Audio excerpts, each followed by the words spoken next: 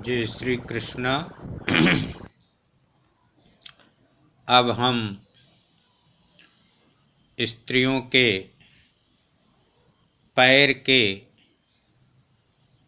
नाखून का वर्णन करेंगे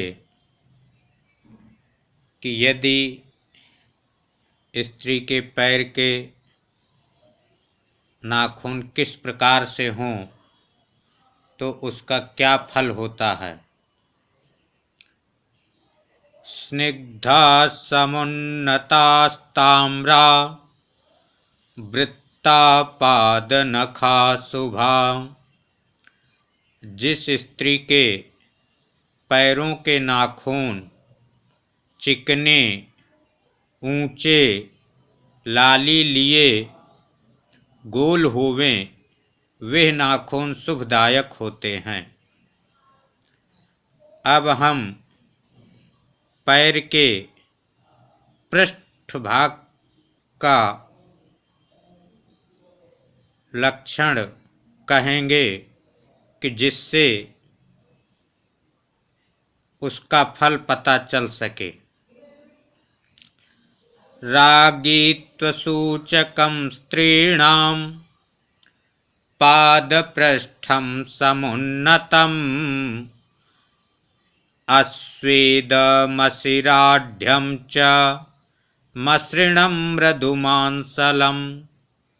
दरिद्रा मध्यभग्नेन शिरालेन सधाध्वगा। जिस स्त्री के पैरों की पीठ ऊंची होवे वह नारी राजपत्नी होती है, और जिस नारी के पैरों की पीठ पसीना रहित, नाड़ियों रहित, मुलायम, चिकनी, मांस से भरपूर होवे वह शुभ होती है, और जिस औरत के पैरों की पीठ बीच में टूटी हो वह नारी दरिद्रणी होती है, और जिसके पैरों की पीठ बहुत नसें वाली हो वह नारी हमेशा रास्ता चलने वाली होती है। अब पैरों के गांठ का लक्षण कहेंगे। रोमाढ्येन भवेद्दासी निर्मांसेन च दुर्भगा। गूढौ गुल्फौ शिवायोक्ता वशिरालौ सुवर्तुलौ। स्थपुष्ठौ स्थिलौ दृश्यौ स्यातां दौर्भाग्यसूचकौ। जिस स्त्री के पैरों के गंठे एड़ी के पास में जो ऊंचा स्थान होता है उसको गंठा बोलते हैं। तो जिस स्त्री के पैरों के गंठे रोम सहित हों वह दासी होती है, और जिसके गंठे मांस रहित हों वह नारी दुर्भगा होती है, और जिसके पैरों के गंठे मांस करके छिपे होएं,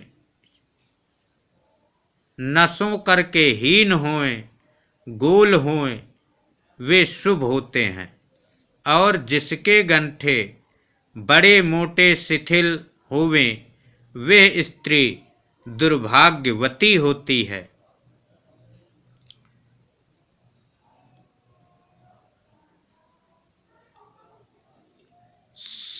समपार्ष्णे शुभा नारी पृथुपार्ष्णिश्च दुर्भगा।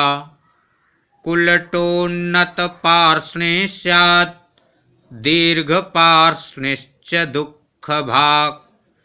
जिस औरत के पैरों के पीछे का भाग बराबर होवे वह शुभ होती है, और मोटी पार्ष्णी होए, पार्ष्णी माने एड़ी, तो दुर्भगा होती है। जिस औरत की एड़ी उन्नत हो, ऊंची हो, वे कुलटा होती है, और बड़ी होए तो दुख भोगती है। अब पिंडली का लक्षण कहेंगे। ये जो घुटना से नीचे और गंठा से ऊपर जो मांस भाग पैर में रहता है, इसको पिंडली बोलते हैं। तो रोमहीने समे स्निग्धे यज्जंघे क्रमवर्तुले साराजपत्नी भवति विसरे सुमनोहरे। एकरोमा राजपत्नी द्विरोमा च सुखावहा त्रिरोमा रोमकूपेषु भवेद्वैधव्य दुख भाग। जिस औरत के पिंडली रोमों रहित रोम रहित समान चिकनी गोल होवे, वे राजा की पत्नी होती है।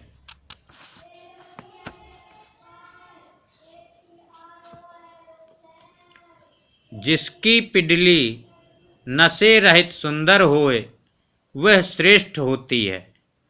जिसकी पिंडली एक रोम वाली होए, वह रानी होती है। दो रोम वाली सुख भोगती है, और जिसके 3 रोम के छिद्र में हों, रोम के छिद्र में 3 रोम हों, तो वह विधवा दुख भोगने वाली होती है।